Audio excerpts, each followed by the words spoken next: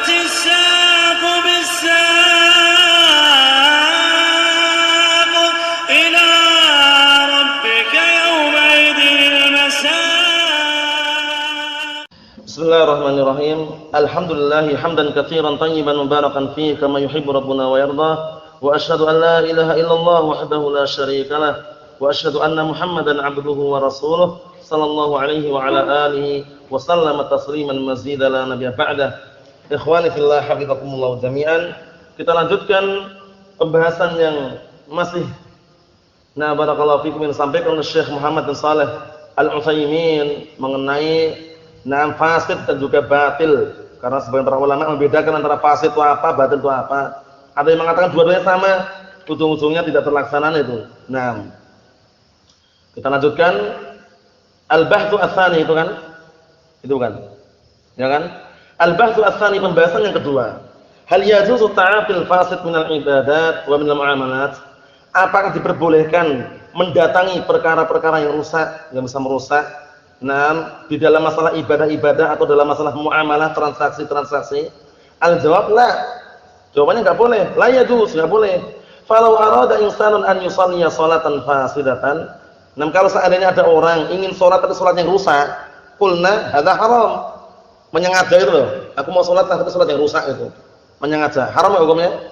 Haram. Hadza haram kata beliau. Ini haram. Li'anna hadza min mudadatillahi azza wa jalla fi amrih. Karena ini adalah bentuk penentangan terhadap apa? Terhadap perintah Allah Subhanahu wa taala. Kaifa yahkumullahu bi fasadi hadhihi shalah? Bagaimana Allah Subhanahu wa taala menghukumi rusaknya salat ini? Wa anta turidu an tusahihaha, padahal engkau ingin apa? Memperbaikinya, mensahihkannya. Fa kaifa tatlubu ridallahi azza wa jalla bima yaqtadi ghadabah? Bagaimana engkau mencari ridha Allah taala tapi malah dengan perkara yang menghantarkan kepada kemurkaannya? Hatta inna ba'dal ulama qala, hingga sebagian para ulama mengatakan law fa'ala dzalika lakana kafiran. Kalau seandainya benar-benar melakukan perbuatan tersebut, sengaja sholat dengan sholat yang rusak, sengaja tapi ya, bukan karena bodoh ya, bisa jadi dia kafir. Allah musta'an. Sholat sengaja dengan sholat yang rusak, paham ya? Bukan karena bodoh, bukan ya. Sengaja dalam keadaan dia tahu ini sholat rusak, sengaja gitu. Itu bisa jadi kafir. Kenapa? Li'annahu istahza'a billahi azza wa jalla. Karena bentuk istihza, mengolok-olok atau mengejek Allah Subhanahu wa taala. Paham ya? Allah Ta'ala merintahkan sholat tepat pada waktunya, dia malah sholatnya sengaja sholat jam 10 pagi, sholat zuhur. Setelah datang sholat zuhur, sudah sholat lagi Pak. Enggak mau, sudah sholat tadi.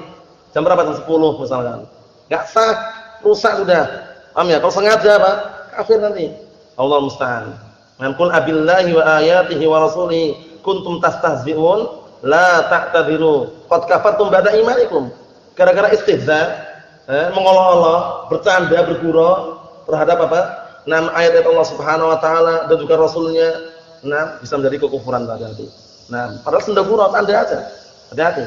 Ini enggak senda gurau, sengaja. Sengaja sholat zuhur jam 10 pagi gitu loh. Paham ya? Rusak. Itu bahaya. Kita lihat sini. Misal law shalla fi thawbin fihi najasah, seperti orang yang sholat dengan pakaian yang pakaian itu ada najisnya. Tahu dia, ini pakaian ada najisnya, ini tahu. Wa huwa ya'rif anna istinaban najasah syartun li sihhatis shalah, dan dia tahu bahwasanya apa? Menjauhkan diri dari najis itu adalah syarat untuk sahnya salat, lakinnahu shalla bi thawb. Tapi dia tetap nekat salat dengan pakaian yang ada najisnya tadi. Tapi tahu ya, tahu. Kalau kita katakan hadza haramun bila syak, yang seperti ini haram tanpa diragukan lagi. Lakin hal yasilu ilal kufri? Ini. Tapi ini haram benar, cuman apakah tingkatan perbuatan ini sampai kepada kekufuran? Wa yakunu kafiran murtaddan, akhirnya dia dihukumi sebagai kafir murtad dari agama Islam. Hadza yahtaju ila nadharin wa ta'ammulin wa i'tibari kulli qadiyatin bi'ainiha. Yang seperti ini enggak boleh sembarangan, serampangan, tapi butuh kepada an-nadhar, itu penelitian lagi, wa ta'ammul, diperhatikan lagi, dan wa i'tibari kulli qadiyatin, dan juga menganggap setiap perkara secara zatnya masing-masing. Dalam artian enggak sembarangan, dilihat dulu. Ketika dia sholat dengan pakaian yang ada najisnya, dia meyakini enggak? Kalau dia meyakini itu adalah barakallahu fikum yang benar, atau itu adalah yang sah misalkan, yang afdal, bisa jadi kekufuran nanti dikhawatirkan. Paham ya? Tapi kalau dia karena mungkin tidak tahu, atau mungkin karena dia barakallahu fikum ada mawani' pencegah kekufuran yang lainnya, lupa dan semisalnya, enggak bisa dikafirkan. Karena untuk masalah pengkafiran itu ada apa? Ada syurut-syurutnya dan ada mawaniknya.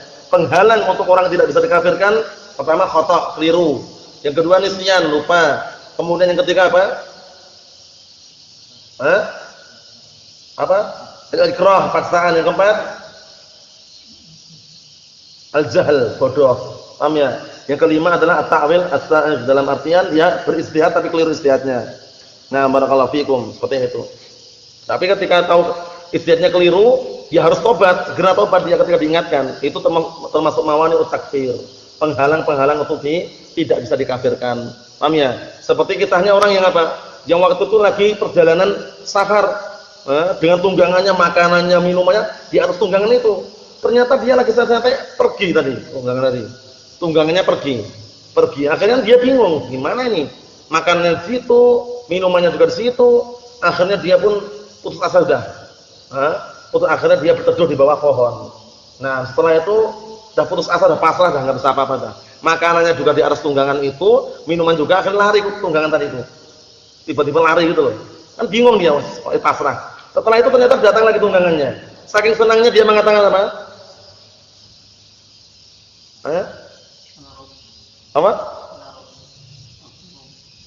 Apa lafadznya? Allahumma, dibalik gitu ya. Allahumma anta abdi ana rabbuk. Atau sebalik dengan itu. Maksudnya saking senang itu, ya Allah, saking senang, ya Allah, engkau adalah hambaku, aku adalah Rabbmu. Terbalik kan? Tapi terbaliknya sengaja enggak? Enggak sengaja, enggak bisa dikafirkan. Karena apa? Karena khotok tadi itu, tanpa kesengajaan, kekeliruan. Saking senangnya loh, keliru ucapannya. Allahul musta'an. Jadi perlu diperhatikan. Allahumma anta abdi ana rabbuk itu. Allahul musta'an. Jadi enggak sembarangan ya. Ahlus sunnah jangan sampai terkesan mudah-mudahan mengkafirkan. Nah, mudah-mudahan mentabdi' dan misalnya tidak, tapi semuanya dengan burhan dan bukti dan dalil. Jadi kalau yang menuduh Ahlus sunnah itu mudah-mudahan menghizbikan, mudah-mudahan mentabdi' itu enggak benar tujuan tersebut.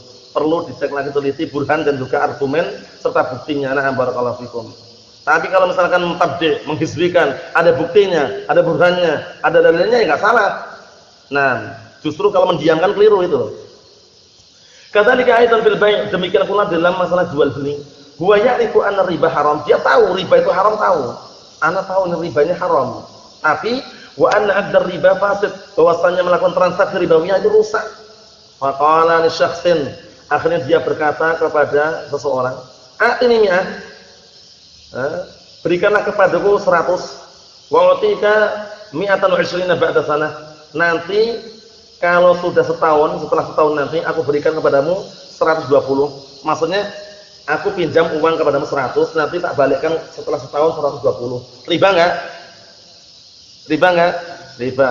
Nah, fahal yajuzu lahu dzalik? Apakah boleh perbuatan dilakukan? Al-jawab la yajuzu abadan. Enggak boleh selama-lamanya, itu enggak boleh. Paham ya? Kalau pinjam 100 yang berikan 100. Paham ya? Adapun perkara hadiah itu lain urusannya nanti. Paham ya? Misalkan ini dulu aku pinjam ke antum uang 100, tak balikkan 100. Karena alhamdulillah usahanya lancar, dagangnya juga lancar. Sehari penghasilan bisa 5 juta misalkan ya, yang lancarnya itu ya alhamdulillah, untuk syukur yang ini hadiah. Lain lagi urusannya kan, yang penting transaksi pertama tadi pinjam 100 balikin 100 dulu gitu loh. Perkara hadiah lain lagi. Tapi ini enggak, anak pinjam 100 nanti setelah setahun tak balikkan 120. Sejak awal transaksi udah keliru. Paham belum maksudnya? Mewah. Tapi kalau yang lain kan hadiah, pemberian lain lagi urusannya. Bukan ketika transaksi awal tadi itu. Paham ya? Nah, kalau bank-bank dari awal dikasih tahu bunganya sekian persen, sekian persen. Benar enggak itu? Hati-hati. Hati-hati pokoknya. Kerja sama dengan bank itu hati-hati. Hati-hati. Nah, bahaya. Kita lihat sini. Walaupun bank syariah, walaupun bank apa? Bank syariah, prakteknya di luar syariat. Allahu musta'an. Kita lihat sini. Nah, barakallahu fikum, li'anna kullu 'aqdin laysa fi kitabillahi wa huwa batil, fa huwa batilun. Dikarenakan seluruh transaksi yang tidak ada dalam Al-Qur'an, dalam artian tidak ada dalilnya, maka itu adalah batil. Walidzalika naqul jami'ul 'uqud al-fasidah. Oleh karena itu kita katakan seluruh transaksi-transaksi yang rusak yahrumu ta'atiha, diharamkan untuk mendatanginya atau melakukannya. Wa jami'u syurut al-fasidah fil 'uqud yahrumu ta'atiha, dan seluruh syarat-syarat yang rusak di dalam masalah transaksi diharamkan juga mendatanginya atau melakukannya. Li'anna fiha mudaddatan li hukmillahi azza wa jalla, dikarenakan di dalamnya ada unsur penentangan atau berlawanan, berseberangan terhadap hukum-hukum Allah Subhanahu wa taala. Hati-hati barakallahu fikum. Naam. Kemudian berikutnya, mas'alatun, permasalahan lagi. Idza fa'ala al-insan al-mukhtalafa fihi mu'taqidan hillah. Sekarang kalau ada orang melakukan perbuatan yang diperselisihkan. Jadi perbuatan ini belum disepakati para ulama tapi diperselisihkan para ulama tentang perbuatan tersebut. Tapi dia dalam keadaan meyakini itu halal. Ini yang halal udah. Perkara yang diperselisihkan tapi dia ketika melakukan itu meyakini ini yang halal lah gitu. Ini yang halal. Paham belum? Nah, hal nu'amiluhu kamu'amalati man yara annahu ghairu sahih? Apakah kita memperlakukan dia sebagaimana diperlakukan orang yang beranggapan bahwasanya itu enggak benar? Dia meyakini benar. Paham ya? Karena diperselisihkan tadi kan. Nah, kita memperlakukan orang tadi dengan perlakuan yang itu enggak benar atau dengan perlakuan yang benar? Dalam artian yang mengikuti dia membenarkan atau mengikuti yang menyalahkan itu loh. Karena ada perselisihan tadi. Ada perselisihan yang mengatakan yang satunya mengatakan itu benar. Yang satunya mengatakan enggak benar. Nah, kita ngikuti yang membenarkan atau yang enggak mengatakan benar itu loh. Kita lihat sini. Al-jawab la, enggak seperti itu. Illa syai'an la yas'u fihi al-khilaf. Kecuali sesuatu yang memang tidak tidak diperbolehkan adanya perselisihan di situ. Fahada syai'un akhar, ini permasalahan yang lain lagi. Sesuatu yang lain lagi. Lakin madama syai'an yasughu fihi al-khilaf, akan tapi selama sesuatu tersebut masih diperbolehkan adanya perselisihan di situ karena ada perselisihan tadi, fa innana nu'amilu man ya'taqidu al-hil mu'amalata man la ya'taqiduhu. Maka sungguhnya kita memperlakukan orang yang meyakini kehalalannya dengan perlakuan seperti memperlakukan orang yang tidak meyakininya. Tapi lakinnana namna'uhu min mukhalafati 'urfil balad. Akan tapi kita melarang dia untuk menyelisihi adat istiadat negerinya atau kebiasaan kampungnya. Idza kana na'am 'urful baladi ahwat, apabila adat istiadat kampungnya itu lebih berhati-hati. Lebih berhati-hati dalam masalah masalah perkara tersebut. Yakni contohnya, masalah sebagai contoh al-an yafidu ila Saudiyah min biladin ukhra nisa'un. Nah, barakallahu fikum, datang utusan-utusan datang segerombolan perempuan ke negara Saudi. Nah, dari negeri yang lain. Jadi segerombolan para wanita datang ke Saudi dari negeri yang lain itu loh. Ya'taqidna anna kashfal wajh jaiz. Mereka berkeyakinan bahwasanya membuka wajah itu boleh. Karena ini ada perselisihan yang sangat ketat ya. Pendapat Syekh Al-Albani enggak sampai tingkatan wajib, tapi yang rajih wallahu alam tetap wajib. Karena berdalilkan dengan ma la yatimul wajib illa bihi fahuwa wajib. Yang namanya sebuah kewajiban yaitu menjaga fitnah, menjaga diri dari fitnah agar tidak akan sempurna kecuali dengan menutup wajah, maka menutup wajah hukumnya wajib. Sekarang orang itu yang paling itu ketika laki-laki itu melihat perempuan, mana yang paling bikin dia tertarik? Wajahnya. Sehingga kalau wajah itu terbuka, barakallahu fikum, berarti otomatis penjagaan diri dari fitnah sempurna belum? Belum. Oleh karena itu kaidahnya diterapkan, ma la yatimul wajib illa bihi fahuwa wajib. Dengan dalil yang lain, ya ayuhan nabiyyu qul li azwajika wa banatika wa nisa'il mu'minin yudnina 'alaihinna min jalabibihin dzalika adna an yu'rafna fala yu'dzain wa kana Allahu ghafurur rahim. Itu. Wahai Nabi, katakanlah kepada istri-istrimu dan anak-anak perempuanmu dan istri-istri kaum mukminin agar mereka menjulurkan jilbabnya ke seluruh tubuh mereka. Tujuannya apa? Yang demikian itu agar mudah dikenal dan tidak diganggu. Nah, seringnya kalau orang perempuan masih pakai kerudung, walaupun lebar, terbuka wajahnya, masih ada yang ganggu? Masih ada yang ganggu? Masih enggak? Masih ada. Berarti menunjukkan kurang sempurna. Nah, perkara itu tidak akan sempurna kecuali menutup wajah. Ma la yatimul wajib illa bihi fahuwa wajib. Menjaga diri dari fitnah wajib enggak? Wajib enggak? Wajib. Nah, sekarang sebuah kewajiban tersebut tidak sempurna kecuali harus menutup wajah, maka menutup wajah hukumnya wajib. Dan prakteknya Syekh Al-Albani sendiri barakallahu fikum, ya banyak yang cerita, prakteknya keluarganya beliau sendiri pakai cadar. Paham ya? Keluarganya beliau sendiri, walaupun beliau beranggapan tidak sampai tingkatan wajib.